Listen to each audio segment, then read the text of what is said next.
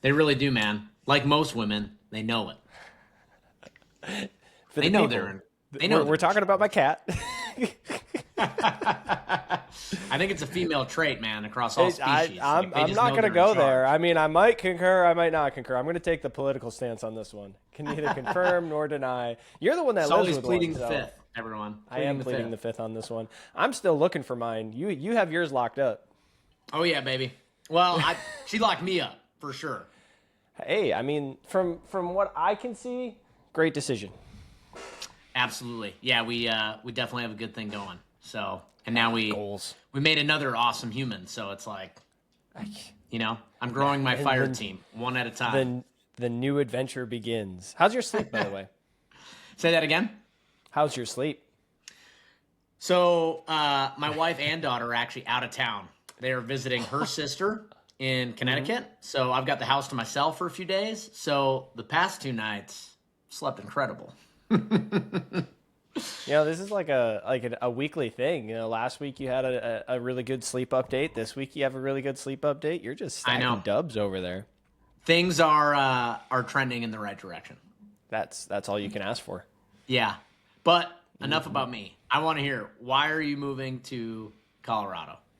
I'm moving to Colorado for the specific reason of elevation training for all the crazy stuff that I do. Man, that's legit.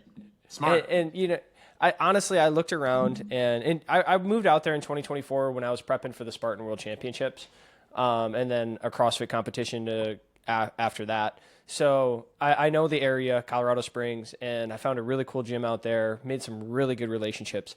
And then, I don't know, it was probably late February, early March. I looked around and I'm just like, why am I here? Like, I moved to St. Louis for one specific reason, kind of like how in the military, when we move around, we move to a city for one specific reason. Yeah. And that reason, as of October 2024, was no longer, the reason to be in St. Louis.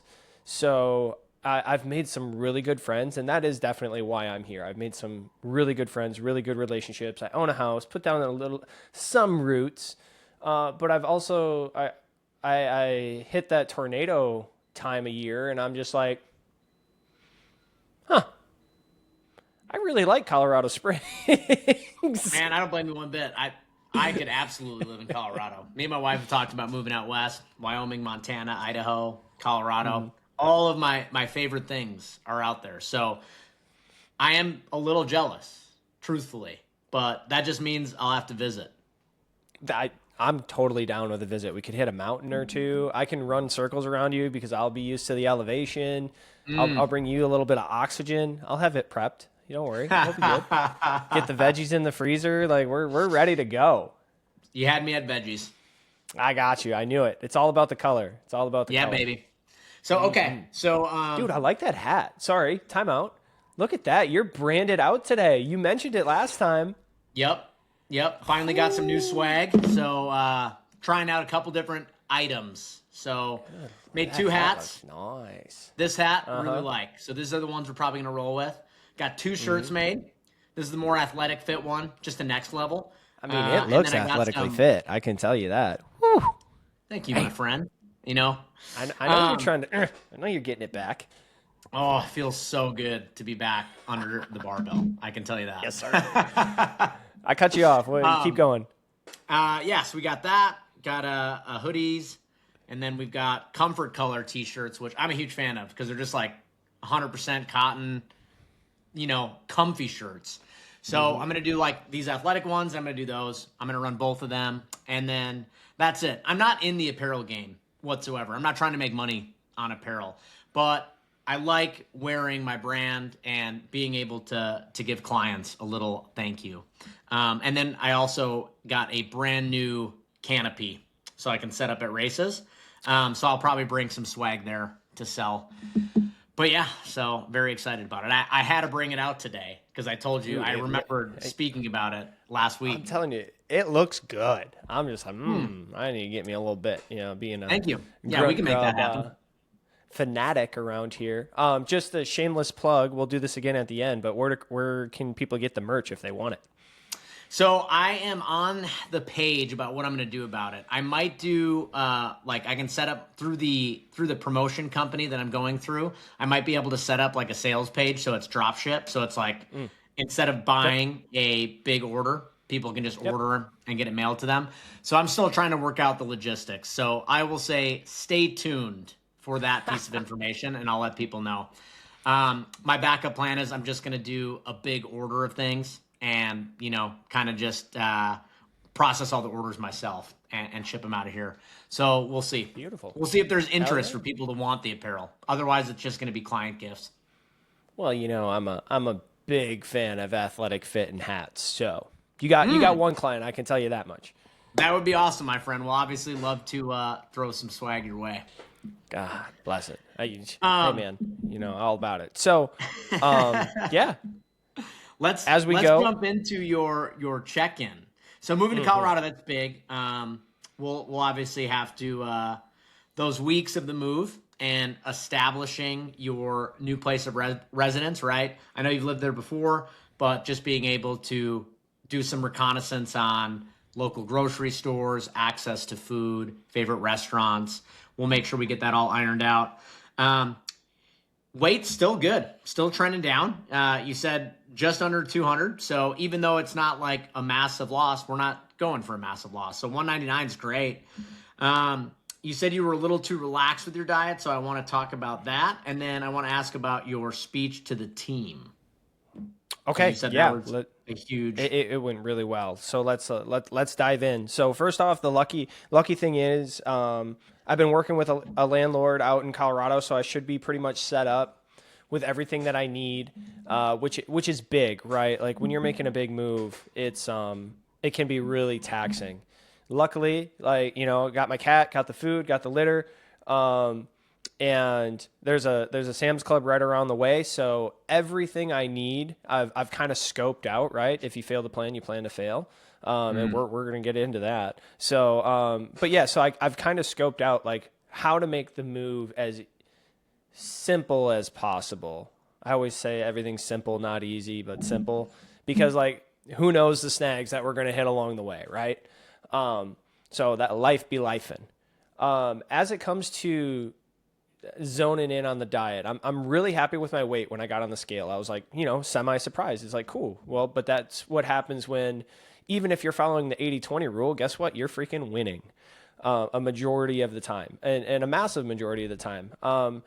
I am a notoriously hard grader on myself because I was making pretty damn good decisions over the weekend. I just feel like the last 3 weekends, well, the last 2 and then this third weekend coming up with the move and everything, I'm just like, I need to zone in even more. So as we discussed last week's pod, it was my birthday weekend. My mom was in town, everything like that.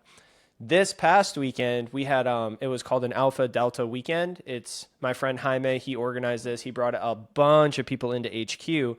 And basically from Thursday night until Sunday, which then bled into Monday, just being a recovery day. I think I got like 5 hours of sleep, if that, each night, just helping out with the event, going all over the place, hanging out with good people. So, that definitely filled my cup. It was really cool. But at the same time, the food wasn't always like the greatest, right? Like I distinctly remember Friday we did a 5K, and then I came in and I was like, there was like 2 pieces of pizza left and some chocolate cake that Jaime surprised me and 2 other people with birthday cakes, right? And I was just like,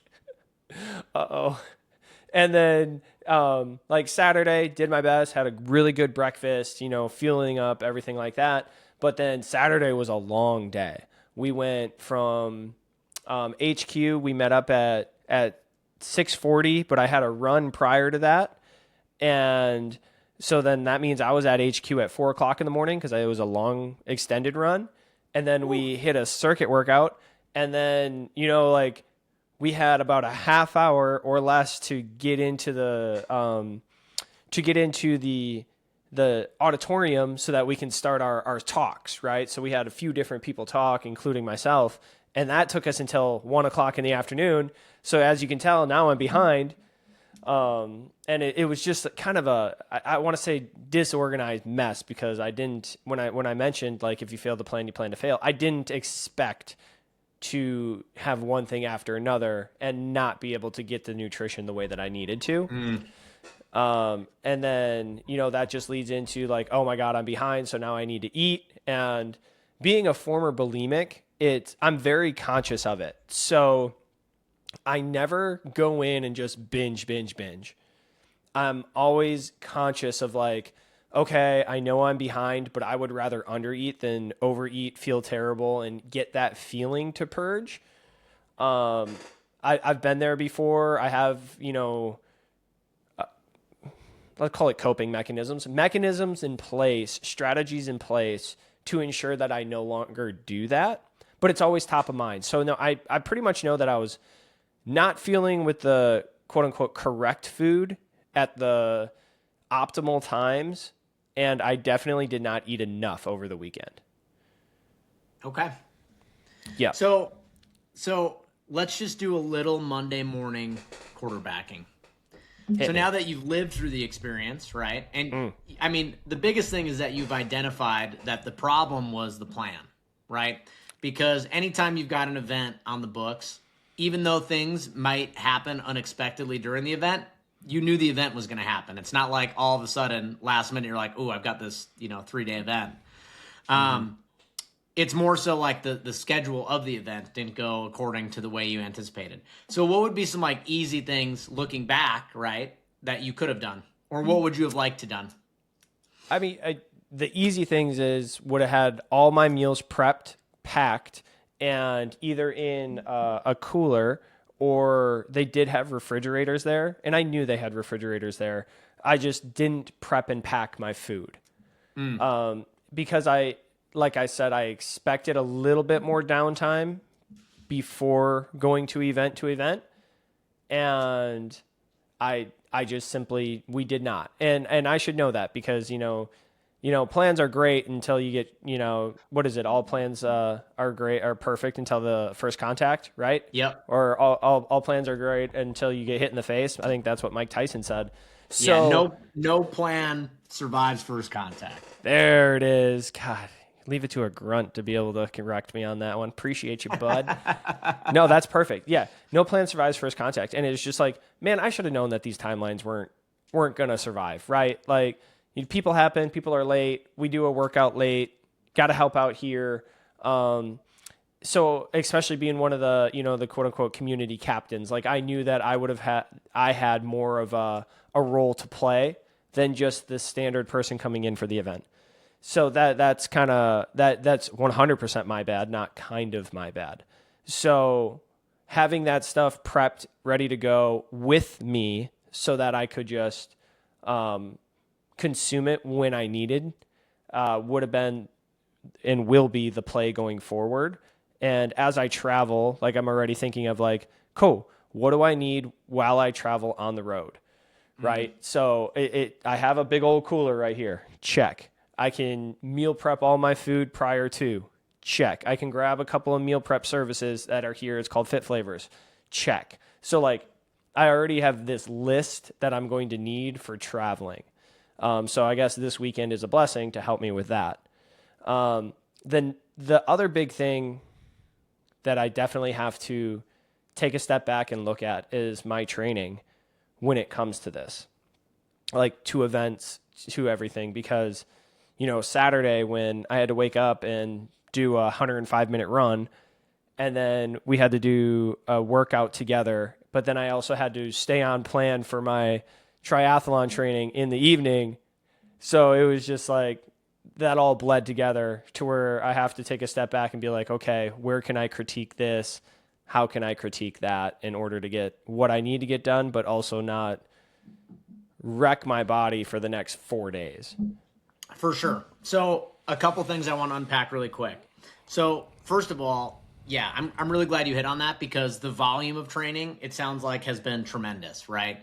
So in situations like that, you definitely run into that healthy athlete's dilemma where it's actually really hard to eat those really healthy, colorful, fibrous foods because your calorie demand is just so high. The advantage of being in that situation is instead of worrying too much about pre-meal prepping and packing like refrigerated food that needs to be heated up, in situations like that, it's even not a bad idea to just have a ton of snack options that are at your house that you can literally just like whoosh, like scoop into a bag. Like you've got fig bars, you've got, Belvita snack crackers. I always use the same two because those are my favorite. Fruit did go over snacks, those. Pop Tarts, Rice Krispies, whatever, right? And you even if you don't eat them all, you just throw them all into a bag. So it's like, okay, like here's a ton of emergencies. Then you could do a couple refrigerated things that don't need to be cooked. You could do like yogurt cups. You could do fresh berries, right? And just like that way, because I'll be honest with you, like as a busy person myself, when an event comes up, especially if it's like later in the week, I do my meal prep Sunday. So like if there's an event that starts like Thursday, like, man, I'm not going to have time to meal prep for Thursday, Friday, Saturday. Like I'll eat whatever I have left over for my meal prep Sunday. I might have some time to like make something quick. But in situations like that, I'm definitely more of like, hey, what can I get that's pre-made for me that I can just like throw in a bag and then like tuck away. Even if I don't end up eating it, it's just a contingency. Like, in fact, I was just doing some organization before this call. So I was like cleaning out one of my work backpacks and there's like a Ziploc bag with like snacks in there. I was like, oh, good. Totally forgot about this because everywhere I go, I've got snacks in my truck. I've got snacks in my gym bag. I got snacks in my work bag. Even if it's not the greatest option possible, it's better than nothing. And oftentimes, even though it's a snack food, it's a healthier snack food that I've picked strategically, opposed to maybe what would be, offered to me through a vending machine or something like that. So yeah, like I love where your head's at. Of course, planning and meal prepping for that event would have been like gold standard, 100%. But even just having some things on hand that you could have just thrown into a bag probably would have helped mitigate some of the stress you were feeling, especially because, again, your calorie expenditure is so high. Dude, if your snacks are Pop-Tarts, like no big deal. Your body needs that. If you went, on a 105-minute run, followed by circuit training, followed by triathlon training later, that is a heavy training day. And you need to fuel accordingly. Like if we use the athlete's plate as guidance, half that plate is starchy carbs, right? The next thing I want to unpack is your plan, and I want to take that same mindset towards you're like, hey, traveling now, I got to plan more ahead. Yeah, I love it. If you want to meal prep for your trip and like along the way, gas stations like Love's or Pilots, the big truck stop ones, they'll all have microwaves available to you. And sometimes I do that. Like I'll actually meal prep and I'll eat like my meal prep food. The other strategy would be, hey, plan your route. What areas am I going to be stopping in? What fast food restaurants are going to be available that have healthy options? Oh, there's a Chick-fil-A. I know I can do the grilled nuggets, kale salad. Oh, there's Chipotle. I can easily build a healthy bowl there. Oh, there's Cava, the Mediterranean bowl place. I can easily build a healthy meal there. And then you can have a series of options, right? Because it's good to have plan A, B, and C. Plan A is I'm going to meal prep for my trip. I'm going to stop at these gas stations. I'm going to microwave it. Oh, the day before my trip came, I don't have time to meal prep now. I'm falling back to plan B. Plan B is along that route. I'm going to stop at these types of restaurants. And then my contingency plan are similar to your event. I've got pre-made snacks. I've got bars. I've got yogurts. I've got things that are, like you said, a meal prep company that does it for you. Excellent. Excellent. That's really the planning process. It doesn't always need to be, and I'm not saying that you intended it to mean this. It's a good opportunity to explain to listeners. It doesn't always have to be a full-blown meal prep that takes an hour or 2 or 3 or 4, right? Having a plan means like if I was to open my pantry right now, like you'd see everything from foods that need to be cooked to, snacks, right? And everything in between.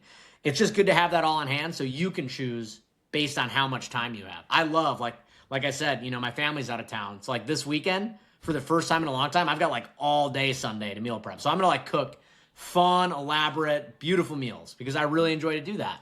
Normally I'm so busy. It's like, hey, what can I throw in a crock pot? What's fast, and the taste and the recipe enjoyment it loses a little bit when you expedite the process. You don't have as much time to put the love into it.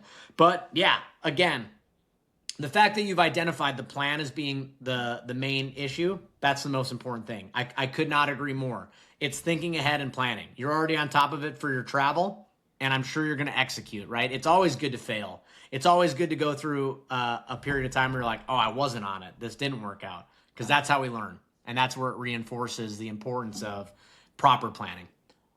Yeah, and actually, part of my talk was just like, hey, like it's part of the review process of like what went right, what went wrong, like how do we adjust, and then you get back to it, right? Yep. Like that's it's plan, execute, have built-in checkpoints, stop, review, adjust, do the same, like repeat it, and that's 100%. how you get better over time.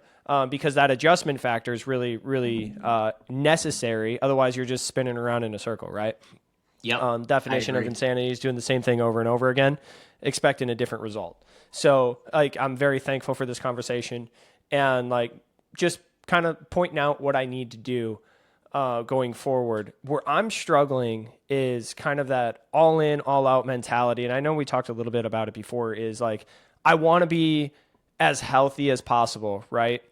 And I sometimes struggle to where when I'm not using those snack foods around my training to then consume them in like just throughout the day.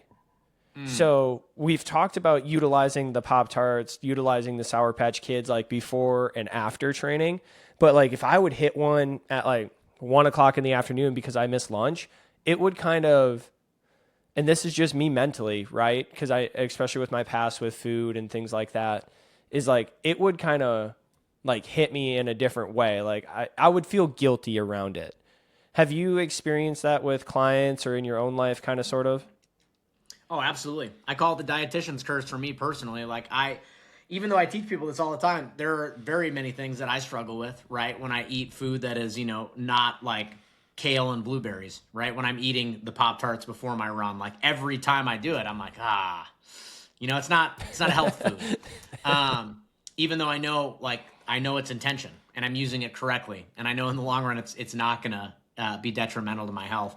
So yeah, I totally get it. And a lot of clients deal with that. I think what's really a good strategy in a case like that is have your bare minimum standards to meet through the day for your general health and well-being. For me, it's fiber. Like I have to meet my fiber goal. It doesn't matter where I meet it. If I miss it all day, I will eat that Kashi Goleen cereal with blueberries and cacao nibs and chia seeds, and I'll get like 25 grams of fiber in a single meal just so I can hit my target at the end of the day.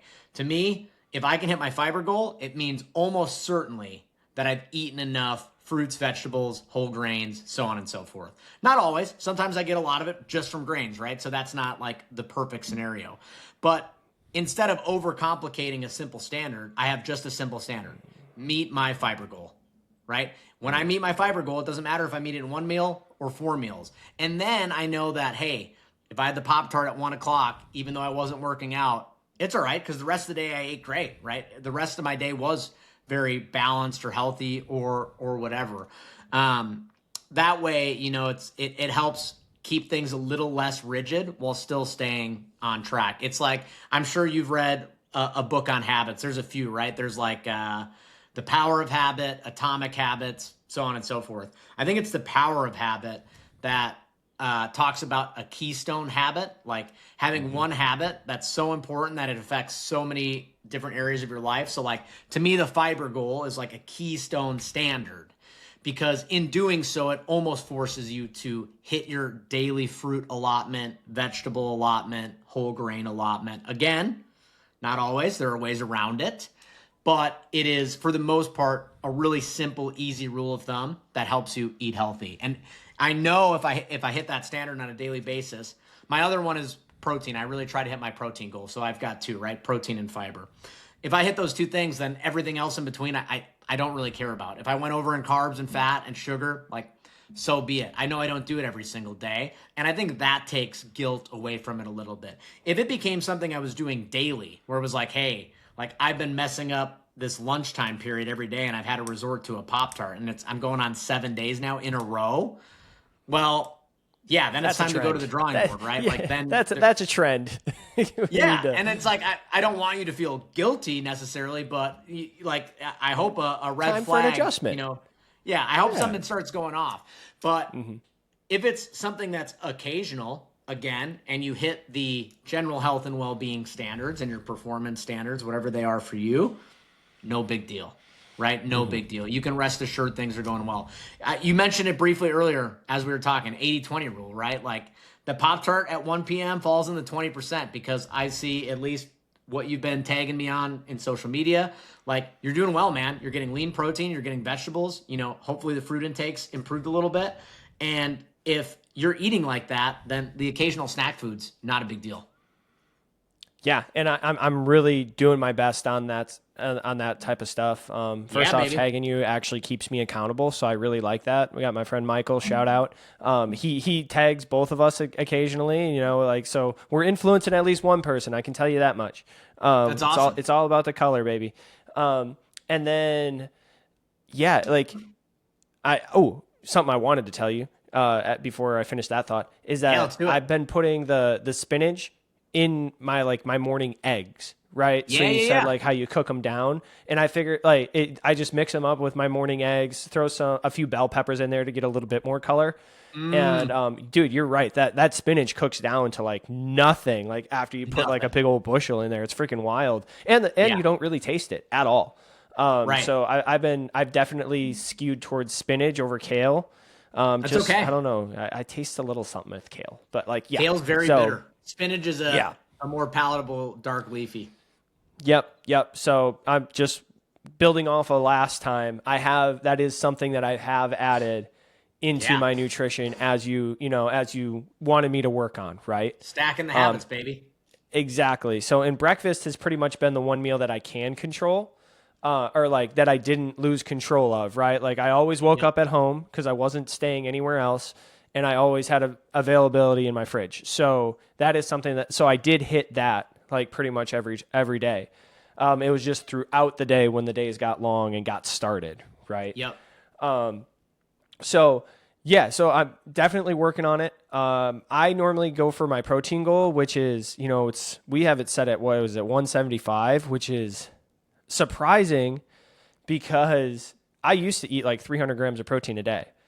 And now some days, because consuming so many carbs for what I view as so many carbs, which is crazy because like it is a lot of people carbs, that eat 600, 700 grams of carbs. Should not eat that many carbs. True. Yeah. So we have it set at like 425, 450.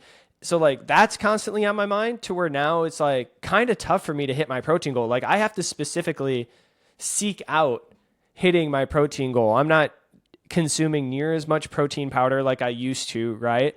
And especially because we've made that adjustment post-workout to more carbohydrate based, little bit of protein. That way it shuttles everything, we get the carbohydrate stuff all back into the muscle, that glycogen restored, and then we hit the protein a little bit later. So I've taken out those supplements, which is actually like made me more conscious of having to hit my protein goal, but that is one that that's the mainstay, like how you have your protein and your fiber. I always shoot for my protein goal and kind of let everything else fall as it must.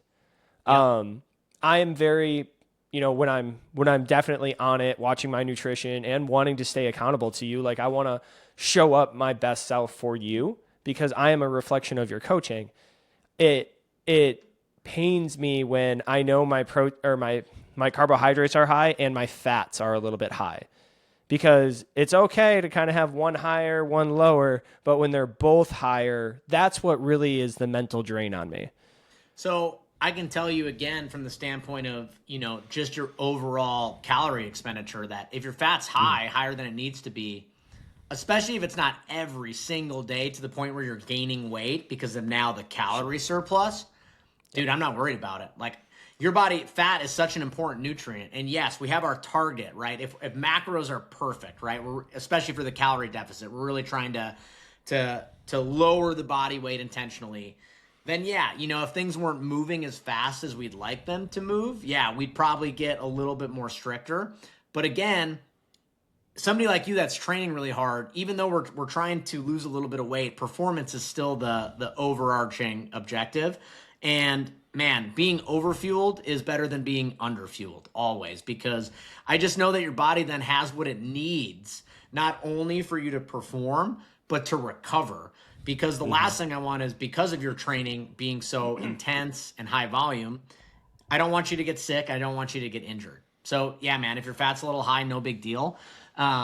If it's tremendously high, occasionally, again, no big deal. If it's really consistently high, then yeah, we can probably go to the drawing board and start trying to identify the major contributors. It's almost always an animal product. Oh, I'm using 2% dairy instead of fat-free. I'm using chicken thighs instead of chicken breast. I'm using, not lean ground turkey, not lean ground beef, so on and so forth. And then it's a really easy swap, because it's like you can have all the same foods. We're just choosing lower fat varieties. And that typically really improves things in terms of like the macronutrient composition profile, whatever you want to call it. And I think it needs to be said is that, like, anybody that's listening, they might think that I'm a little bit crazy talking about this kind of stuff, but I also understand that macros are a guesstimate, right? Yep. And we're constantly feeling things out. And as we did say, I am trending in the right direction. It might have been a little bit slower, but I still am trending in the right direction. So therefore, like, we're doing things right. If I zone things back in now, because like I'm back on track. I don't have an event this weekend. I'm only driving for like 1 day, 1.5 days, back on it. Like, everything is still going in the right direction. And I just wanted the listeners to know that, like, hey, like, I get it. Like, it may sound like I'm being the worst client on the face of the planet. I am under the understanding. I'm just a perfectionist for wanting to show up for my coach and wanting to create the best atmosphere for me to perform. Yeah. And it's, that's what weighs on me. I know I've mentioned that a couple of times, but it's just like, man, like, I don't want to leave anything on the table. I want to go all out towards my goals, dreams, and aspirations. And I know that, like, as close as perfect I can get, the better. So I'm not struggling. I've just been, I know I have more to give. And dude, I appreciate it. And like, I want you to give it as much effort as you want to give it. I really hope, though, that it comes across that, diet's tough because there's a lot of emotions around food, right? You've got the part of you that, wants these foods that you grew up eating. There's these other parts of your brain that want foods just because they taste so good. That might be foods that you grew up eating. The fact that you need to eat so many times throughout a day, right? There's all these variables that make nutrition, I think, a lot harder to be 100% with opposed to training. Like, hey man, I've got an hour, 2 hours, whatever it is that day to train. Like, I'm going to go 100%. Like, the mindset's a little different, but it's like, oh, I got to eat breakfast, lunch, dinner, a couple snacks, right? There's so much more room for cravings, for laziness, for being off. And that compounds day in and day out, right? Over the course of a week, a month, a year. So I really am, again, unless it became a trend, if the Pop-Tarts at 1 p.m. were 7 days straight, okay, we can fix that. If fat is constantly high, consistently, we can fix that. The occasional things here and there, yeah, it's good for you to make note, like, okay, I could do a little better, but I really want to emphasize, I don't need you to stress about it, because the body is not made to get a perfect nutrition, intake every single day. Your macros and micronutrients don't need to be 100% every single day. Humans didn't evolve that way. Even professional athletes diverge from the plan day to day a little bit. Now, yeah, if you're in a situation where you've got a private chef, they're cooking, and a dietitian on staff, and like all your food is made for you and it's just prepped, all you have to do is eat it, yeah, then the expectation to be 100% is going to be a little bit more present. But dude, you got to cook all your own food, do all your own dishes, like, while maintaining this high level of training, while making money. Like, your life is not in the situation where somebody's cooking and preparing all your food and doing all your dishes for you. So because of that, there's absolutely more grace from a coaching standpoint, because you're living in the real world like most of us. I appreciate that. I do want to share like a little bit of win. I know I've been kind of like going on, I don't want to say crying, complaining, telling right. you the story that I've been saying. Like, but we've been working through the adjustment factor. Like there was a few people that went out Saturday night after our event concluded around 8:30, and they asked me to go with them, and I'm just like, no. For multiple reasons. A, low of sleep. B, Saturday I told you like how heavy of a work day I had that day from an output capacity standpoint. But also there's this quote by Dr.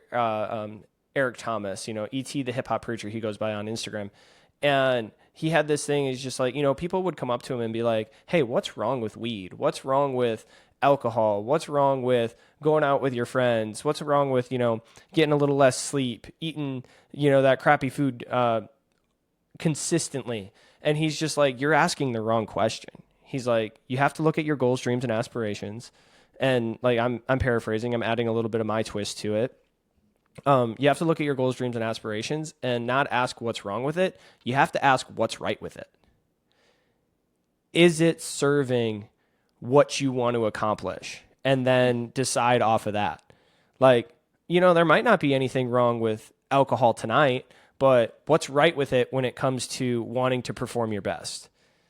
Same with weed. Is it going to make you eat a little bit more than what you're supposed to? Is it going to make you feel lethargic in the morning? This, that, and the other?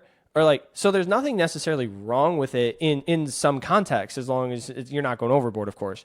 But like, you also, from a performance standpoint, which I am doing for the world's toughest triathlon, the Norseman, what's right with it? And that's how I filter everything through my lens. So I have to say, like, Saturday night, came home, went to bed. And I view that as a win. So let's use that as an example. So like, if you ran through that thought processes for Saturday night, right, going out with friends, what was right with it for your goals? Stuttering. Up until that point, there was very little drinking. There was some food. There was some, pickleball fun. Like, we were all hanging out. We all came together as a community. So for me, that community aspect, the overall food was very good. The communal aspect, having fun, smiling, laughing, being able to kind of shut off after a long day of workouts, learning, getting better together. We're able to just be humans and really feel that social aspect. Then when it got to the point of introducing now the very late night to go downtown to Ballpark Village, and now the alcohol factor and everything else, that's where my line was set to where like, all this is like really, really good for me. It's filling up my cup in multiple ways, mentally, physically, spiritually, emotionally, food wise as well. And then like, it got to the point to where like, it's like, oh no, what's right with going downtown, opening myself up to alcohol, opening myself up to, a higher police presence, opening myself up to lack of sleep. That's where my line was drawn. Yeah, man. 100%. And like, I think that's part of getting older too, is you're like, hey, I got what I needed out of today. I got my socialization and things that filled me up. And like, I just don't need that anymore. There isn't that peer pressure like I think we all have when we're a little bit younger. It's a lot easier to say no the older you get. I've said it. I know I've said it before on this podcast. No is a complete sentence. Like, I learned that in 2024. I learned to put my foot down and be like, nope. And I don't need to explain it. I'm going home to my cat and I'm going to sleep good. And you know what? Especially for like whoever you are as an individual, right? Anybody that can't accept that, like, you might want to reevaluate the importance and significance of that person in your life. When I have friends that if I'm like, hey, do you want to go run Saturday morning? And they're like, nope, like today I'm sleeping in, I'm choosing rest, or hey, I've got, this with the family or whatever. Like, cool, man, like completely respect that. Or it's like, hey, do you want to, come over for this or hang out or whatever? And it's like, nope. Like, and it's weird because I struggle still with saying no to a lot of things because I'm just a people pleaser. It's just part of my personality that I am continually working on. But when people say no to me, it's no big deal. I totally get it. I'm not like, well, blah, blah, blah, whatever then. Like, we're not friends anymore. Oh, like all these reactions that in my twisted line of thinking, I'm like, they're not going to be friends with me if I say no to this or, blah, blah, blah. But to me, I'm like, yeah, man, no big deal. No worries whatsoever. So yeah, man, it's all part of, I hope younger people are listening to this, whether it's, right when we drop it or in the future, but get really good at being able to say no and understanding your own values, your own goals, and having boundaries and then sticking to those boundaries. If I could have done that Oh my from gosh. like 18 to 25, who knows where I would have been, right? Maybe my career would be more advanced, my physical fitness would be better, my health would be better, all of these things just because, I let peer pressure and like misguided mindsets get the better of me. What's really cool that you mentioned that is in my talk on Saturday, one of the first things I covered was the important factor of creating values in your own life. Like taking it in my experience from the Air Force, from HQ, from a couple other people in my life, and then creating my own core values. UHP really helped me out with this, and because they become the guide rails in your life, right? Like I'm going down the road, and my uncle used to call it the mustard and the mayonnaise. Like you just got to stay between it, right? Like that's all you got to do. And like those core values become the mustard and the mayonnaise on the road. Like you Yeah. go a little bit, oh, we got to go back. You're going over here. Well, now you're going to get hit by incoming traffic. So the importance of, like creating those core values. And if anybody wants some, I kind of have a little exercise, put it down in the comments, reach out to me directly at Sully Lupke on Instagram. And I can give you an exercise to create those core values. But I think it's really important for the younger generation, or even if you're older, to create those core values within your own life. And then every single thing that happens to you, is this in alignment with my values? Right. If the answer is no, I would highly recommend staying away from it, because now you're going against who you are as a person and the person that you said that you wanted to be. And like those are just a guiding light. Call it the Northern Star, call it the the guardrails, the mustard and the mayonnaise, whatever you want to call it. Those values are what it is to you. Yeah, and honestly, if you want to know what your values are right now, show me how you spend your time. Right? It's very true. A lot of the ways we spend our time we think are out of our control. Like, oh, I got to work so much because I need the money. Oftentimes, you don't need as much as you think. Nonetheless, show me where you spend your time, and I will show you what your values are. How much time are you spending on Instagram? Right? How much time are you spending watching TV instead of reading a book? How much time are you spending, whatever it may be? That's kind of what you value, right? Yep. And I get it. Like, there's nothing wrong with valuing financial security for work, right? Because obviously a lot of people are going to be like, well, I work 40 plus hours a week, so a lot of my time goes there. Yeah, that's okay. You value your family, which is why you work so hard. You want them to be taken care of, right? Like, yeah, absolutely. Completely translatable. It's for the other areas outside of maybe work that you're spending your time that really helps kind of highlight, like, oh, okay. Yeah, like I spent, 4 hours on Instagram, and I didn't have time for a 30-minute workout. It's like, but did you? Didn't have time. Exactly. Didn't have time. Yeah. So, I really like where this went, talking about, some life stuff and some stuff that people can grasp from. Just to kind of wrap it all up, because I think we're gonna end this one, is a plan of action, right? So Yep. let's see here, within 48 hours, I'd say, I'm going to provide you with kind of a written plan of action and, snacks that I'm going to pick up for the road trip that I'm going to take next week. Okay. And that way we can have, the best way to get something done is to set a deadline on it. So within 48 hours, I'm going to provide that to you. And that way we have something actionable to take into the next week and to make sure that I'm successful, set up for success as close as possible for this road trip. Yeah, I'm down with that. And then one thing that I'm going to just add on a little bit, it's not going to be much effort, but I just want you to start pondering about any other basic standards that can help you stay between the mayo and mustard, using your own analogy there. I brought up the fiber one. You already said that you used the protein one, okay? Yep. Just think about what really, really simple generic standards that you can try to implement on a daily basis that might help you avoid future dilemmas when it comes to your personal nutrition. I don't need a certain list. We can talk more about it next time. I just want your brain to be thinking that way. We'll see how this week goes. Everything you've done so far is good. And even though maybe not perfect, you've identified where there can be improvement. So I obviously just expect you to improve upon those areas. And once you get settled back in Colorado, we can really start, kind of maybe adding some more variety in, or whatever it is you want to see your diet look like. We can really start getting a little bit more specific. And then also, I know I'd mentioned it a couple podcasts ago, but I would like to get some sweat testing done, whether that's sending you my H drop in the mail or having you just do the Gatorade patches, which you can get online. But having that would be cool. There might actually be, if you wanted to spend the money, Precision Nutrition might have a lab not too far away from you. You're going to be in Colorado Springs. I am. So that is, let me see really quick. A gorgeous area if you want to come visit and hit some trails. Oh, absolutely. I'm pretty sure that's where all the,